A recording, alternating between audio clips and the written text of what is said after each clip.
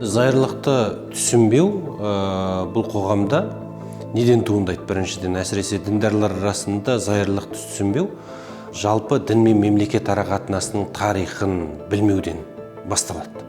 Деструктивті ағымдардың ең бір қуат алатын жері фундаментализм ғой. Фундаментализмде ислам фундаментализмі ретінде алғашқы дәуірлердегі мұсылман мемлекеті болды.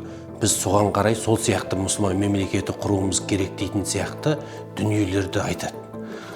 Ол мұсылман мемлекет қалай болғандығын, ол жерде не болғандығын, оның ар жағын байыбына бармайды.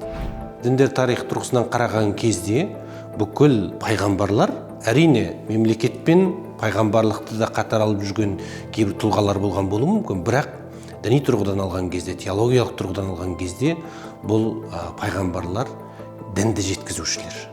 Біздің мұсылмандық құқық тарихын қарап отырсақ, тарихы ташри ал-исламия дейтін арнайы сала бар. Бұл жерде мысалы шариғаттың өзгермейтін құндылықтар бар. Бұл адами құндылықтарға байланысты. Дін дегеніміз бұл жалпы консультативті құбылыс ретінде қараймыз. Консультативті дегеніміз не?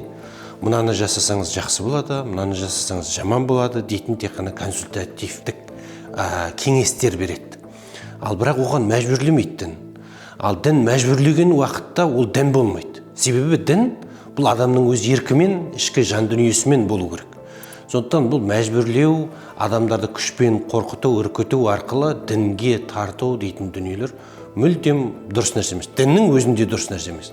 Біздің ең басты жұмысымыз дәстүрлі діни бағытты насихаттауды күшейту керек, әрі ұлттық құндылықтарды насихаттау, сол жағынан көбірек жұмыс жасалу керек.